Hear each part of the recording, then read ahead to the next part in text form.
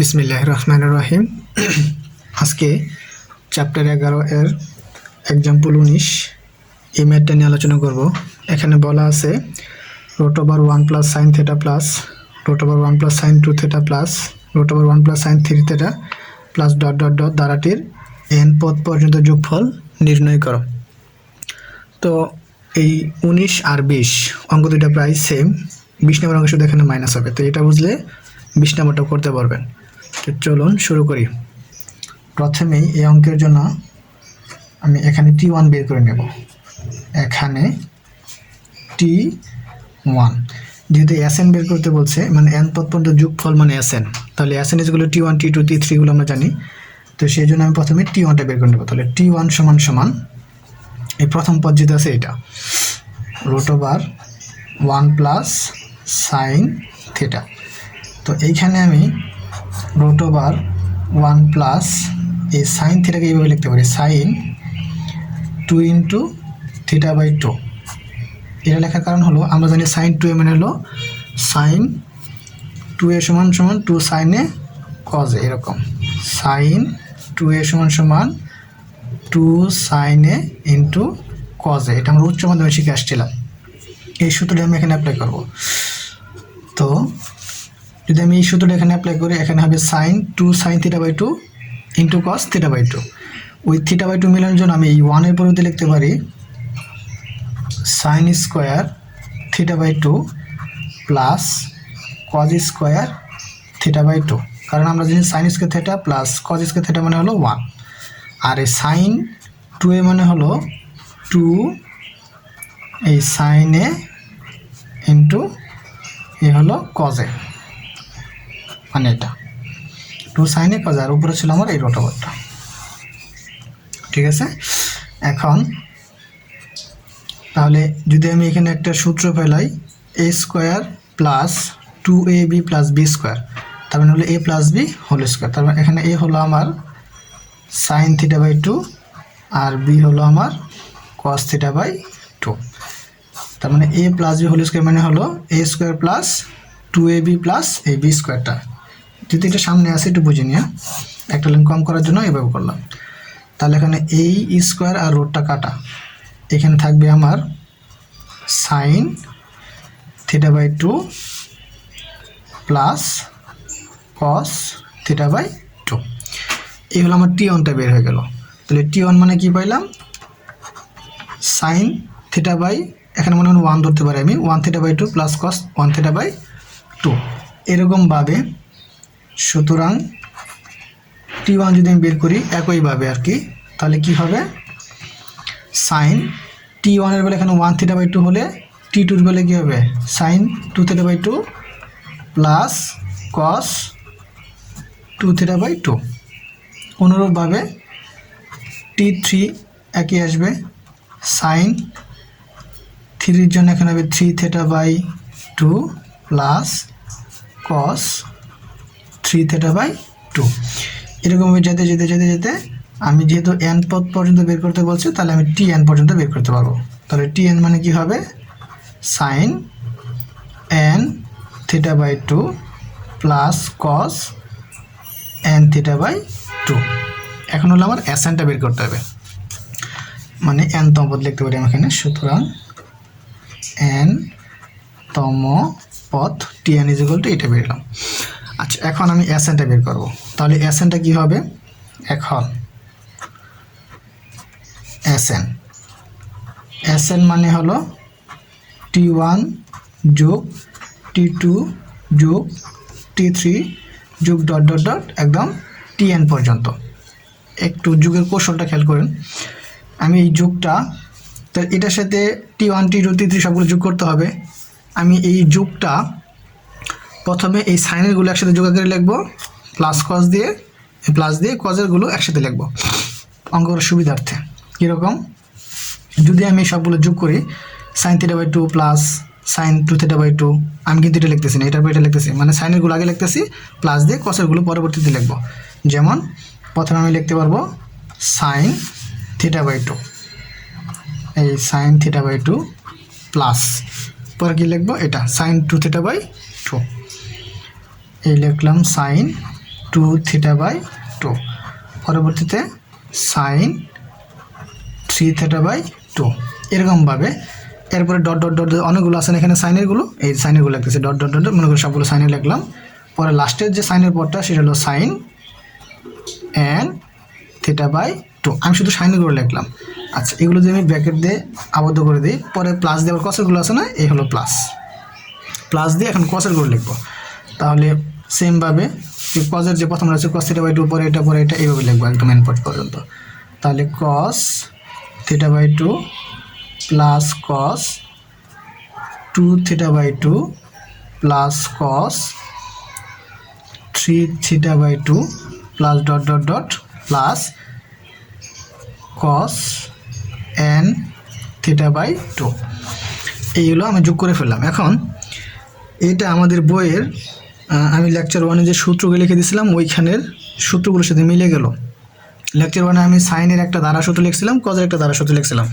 সূত্রগুলো ছিল এরকম যে sine alpha plus beta plus sine alpha plus 2 beta plus dot dot dot n হলে এই ধারাটার যোগফল হবে এরকম, sine n β/2 divided by sine β/2 into sine second ব্র্যাকেটে আলফা প্লাস n-1 ইন্টু β/2।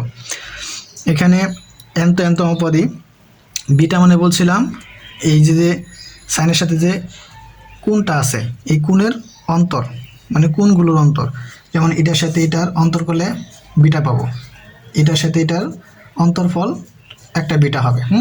তাহলে এইখানে যেটা লিখতাম এটা হলো n ইন্টু সাধারণ কোণের অন্তর, নিচে হচ্ছে 2, আবার নিচে সাইন β/2 মানে হলো সাইন সাধারণ কোণের অন্তর বাই 2 প্লাস সাইন আলফা মানে কী ছিল বলছিলাম ধারাটার প্রথম কোণ, আলফা মানে হলো এই ধারাটার প্রথম কোণ প্লাস n-1 ইন্টু আবার সেই সাধারণ কোণের অন্তর বাই 2। সেমভাবে কসের ধারাটা এরকম, কসের ধারার ক্ষেত্রে শুধু এইখানে কস হবে আর বাকি সবটাই সেম। তো আমি এই দুইটা সূত্রের আলোকে এখন এইখানে আমি সূত্রটা অ্যাপ্লাই করব। তাহলে এখানে সাইন, এটা যদি আমি আলফা বিবেচনা করি, এটা আলফা প্লাস বিটা বিবেচনা করি, তাহলে সাইনের যদি সূত্রটা লিখে তাহলে প্রথমে কী ছিল sine n into beta, n into beta মানে কি বলছিলাম সাধারণ কোণের অন্তর। তাহলে এই একটা কোণ মানে সবগুলো কোণে যদি আমি এখন অন্তর বের করি, এটার সাথে এটা বাদ দিলে θ/2 হবে কিন্তু। তাহলে n β/2 সূত্র লিখলাম সাইন n ইন্টু β/2, নিচে আবার সূত্র কী ছিল সাইন β/2, এখানে বিটা মানে সাধারণ কোণের অন্তর আর এই কোণগুলোর অন্তর হলো আমার β/2, নিচে কিন্তু সূত্র আবার 2 আছে। এখানে হলো সূত্রের সাইন সেকেন্ড ব্র্যাকেট আলফা, এখানে আলফা মানে হলো প্রথম কোণ আর প্রথম কোণটা হলো আমার এই θ/2 প্লাস n-1 ইন্টু β/2, এখানে বিটার মান হলো আমার θ/2 আর নিচে হলো সূত্রের 2। ঠিক আছে সূত্রটা? আচ্ছা, তাহলে এটা হলো আমার সাইনের দ্বারা সূত্র লিখলাম, এই প্লাস এই যে প্লাস, পরে এই যে কসের যেটা আছে এই কসের দ্বারার জন্য সেম সূত্র, শুধু এখন কস হবে। তার মানে কসের সূত্র ছিল সাইন n β/2, এই লিখলাম n, বিটা মানে θ/2 মানে সাধারণ কোণের অন্তর আর এই সূত্রের 2 ডিভাইডেড বাই সাইন β/2, এই হলো আমার বিটা, নিচে হলো 2। কজের দ্বারার জন্য এখানে কজ হবে সেকেন্ড ব্র্যাকেট আলফা মানে হলো প্রথম কোণ, এটা এই লিখলাম θ/2 প্লাস n-1 ইন্টু β/2, বিটা মানে হলো θ/2, এই হলো θ, আবার নিচের সূত্রের 2। ঠিক আছে, এই পর্যন্ত হলো আমি সূত্রগুলো লিখলাম। এখন পরবর্তী লাইনের জন্য কি করতে পারি, এইখানে যদি আমি এখানে একটা কাজ করি, এমন লেখা আছে না উপরে সাইন n θ/2, এইভাবে লেখা যাবে না এটাকে, পরে বাঘ আছে এই বাঘের জন্য গুণ চিহ্ন দিতে পারি, এই 2 এর নিচে মনে একটা 1 আছে, তাহলে 1 2 উপরে চলে যাবে, 2টা নিচে আসবে, তাহলে n θ/4 লিখতে পারি। সেমভাবে নিচেরটাও n θ/2 আছে, এই θ/2 এই বড় বাঘটার জন্য গুণ দিলাম, পরে নিচে 1 আছে, 1 2 উপরে চলে গেল, 2 নিচে চলে আসলো, তাহলে θ/4 লিখতে পারি, এটার পরিবর্তে θ/4 লিখতে পারি। তো এই লাইনের জন্য এখন আমি কি লিখতে পারি, এটার জন্য সাইন উপরে লিখতে পারি n θ/4, নিচে লিখতে পারি সাইন, এটা ক্যালকুলেশন করলে এটা হবে θ/4, এই হলো θ/4। আর কি থাকতেছে এখানে সাইন θ/2 প্লাস n-1, আবার এটাকে ক্যালকুলেশন করলে কি হবে, θ/4 হবে। এই হলো θ/4 প্লাস, তাহলে আবার নিচে কজের যেটা ছিল এই কজেরটার জন্য এখানে ক্যালকুলেশন করে একই জিনিস আসবে, sin nθ/4, নিচে আবার sin θ/4, কজের দ্বারা জন্য এখানে কজ হবে জাস্ট, এখানে হলো আলফা মানে θ/2 প্রথম গুণ যেটা n-1, এখানে এবার ক্যালকুলেশন করলে হবে θ/4। এই হলো আমার কাজ। আচ্ছা, এখন খেয়াল করে দেখুন, এই যে টার্ম মানে উৎপাদকটা, এই প্রথম পদের যে এই অংশটা আর দ্বিতীয় পদের যে এই অংশটা একদম সেম, তাহলে এখান থেকে প্রথম পদ আর দ্বিতীয় পদ থেকে এই অংশটা আমি কমন নিতে পারি। তাহলে কি কমন যাচ্ছে আমার, উপর থেকে sin nθ/2, নিচে nθ/4 আর নিচে হলো θ/4, এই অংশটা কমন নিলাম। এই অংশ কমন নিলে উপরে থাকবে আমার sin θ/2 প্লাস n-1 ইন্টু θ/4। আচ্ছা, প্লাস দিয়ে এই প্লাসটা দিলাম, এই পদ থেকে যদি আমি এটা কমন নিয়ে নিই থাকবে আমার এটা cos θ/2 প্লাস n-1 ইন্টু θ/4।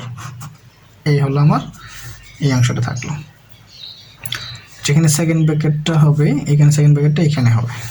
আচ্ছা, সমান সমান, তাহলে কি থাকলো আমার sin nθ/4 divided by sin θ/4।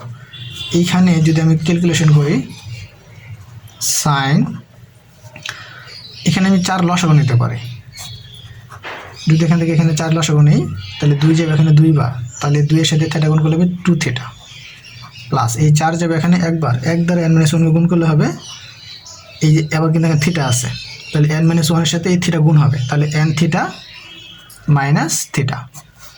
সেমভাবে এখানে আছে cos, যদি এখান থেকে আমি এই 4 লসাগু নেই, 4 লসাগু নিলে এই 2 যাবে এখানে 2 বার, 2 এর সাথে থিটা গুণ করলে হবে 2θ। সেমভাবে 4 যাবে 4 এর ভিতরে একবার, 1 দ্বারা n-1 থিটাকে গুণ করলে n-1 ইন্টু থিটা হবে, তাই থিটা দ্বারা n-1কে গুণ করলে হবে প্লাস nθ মাইনাস থিটা। এই হলো এটা। তো সমান সমান sin nθ/4, নিচে হচ্ছে sin θ/4। এখানে ক্যালকুলেশন করলে পাবো sin 2θ থেকে একটা থিটা চলে গেলে হবে থিটা প্লাস nθ, নিচে হলো 4 প্লাস cos, নিচে 4 থাকবে, 2θ থেকে একটা থিটা চলে গেলে হবে থিটা প্লাস এই হলো nθ, এই হলো ব্র্যাকেট, সমান সমান sin nθ/4 sin θ/4, third bracket, এখানে হলো সাইন, উপর থেকে আমি একটা থিটা কমন নিতে পারি, তাহলে থিটা কমন নিলে n+1 into θ/4 plus cos, theta common নিলে হবে n+1 ইন্টু θ/4। এটাই হলো আমার কাঙ্ক্ষিত রেজাল্ট, যে sin nθ/4 divided by sin θ/4 sin n+1 into θ/4 plus cos n+1 into θ/4। আশা করি বুঝতে পারছেন।